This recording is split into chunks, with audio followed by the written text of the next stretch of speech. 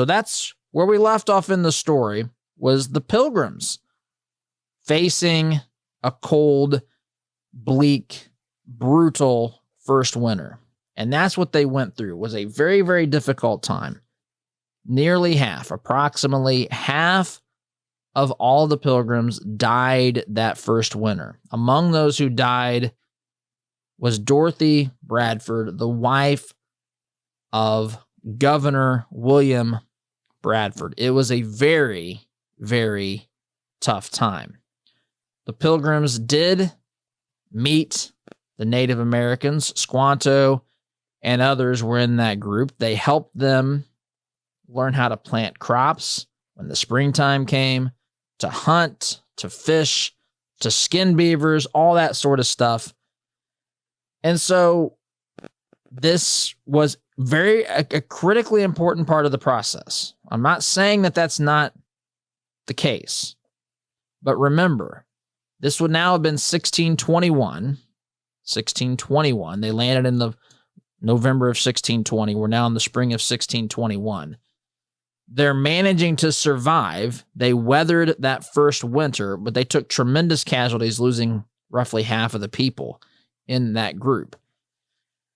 So they were barely surviving, but they were not thriving. They were not thriving. Now, this is where the end of the story typically takes place, because they planted some crops, they harvested some things, they hunt some, they fished, they hunted some animals, and they were able to stock up a little bit. And they did have a feast. That first Thanksgiving was in November of 1621, fall of 1621. It should be pointed out, however, that ultimately this deeply devout group of people were thanking, they were appreciative of the Indians. They were thankful for the help of the Native Americans and so forth, but they were certainly not expressing ultimate gratitude to them. They were expressing gratitude ultimately to God. And we know this through several things, but the proclamation that George Washington made, I'll put that in today's show notes as well. The first Thanksgiving. You should read this thing. I thought about reading it. It's not super long, but it's written in 1789 verbiage, so it's a little difficult to maybe hear some of that. But nonetheless, the gratitude was ultimately to God. Not that they weren't thankful to the Native Americans. Of course they were. But these were people that believed that they were called, and they believed that God was teaching them how to survive and was providing. So, this is now where the rest of the story comes in. Paul Harvey, I'm a big fan of, if you remember Paul Harvey, the rest of the story. This is the rest of the story. So 1621, the first Thanksgiving, the Pilgrims still struggled.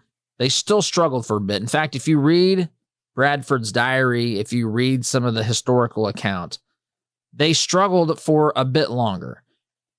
Then in 1623, so we're talking a couple of years later at this point. Incidentally, Second Thanksgiving was held in 1623. So in 1623, they had been still surviving, but not thriving, not prospering. The Pilgrims decided that, Bradford decided, you know what, this is a lot harder than it has to be. Remember that rule that I mentioned earlier, the rule that was set into place by the merchant adventurers, the investors in the Pilgrims. Remember I said that they required that everyone in that colony have a common share, have an equal amount of ownership. Everything was thrown in one bank, right? And so everybody owned the same percentage of everything that was produced.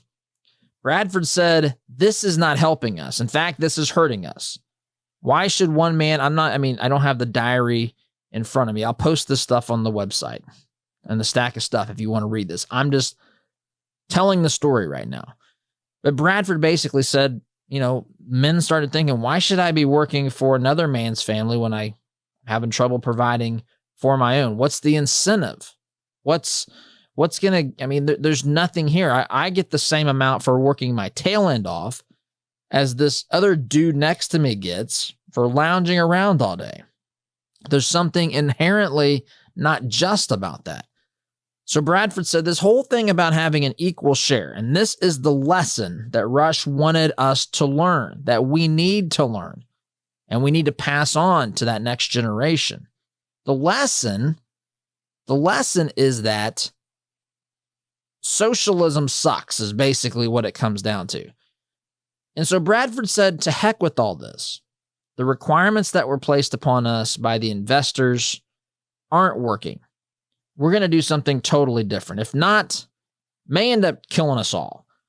So what he did was he established this idea that said, I'm going to give a plot of land to every family.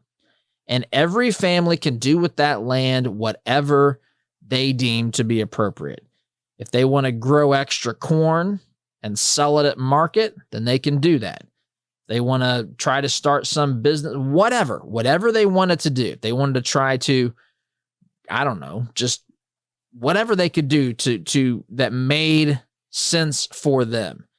And Bradford later recounts that this led to a tremendous amount of blessing, a tremendous amount of prosperity.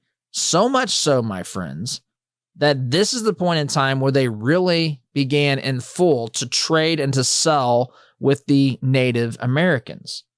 They had so much, they had enough for themselves, and they had enough to sell and trade.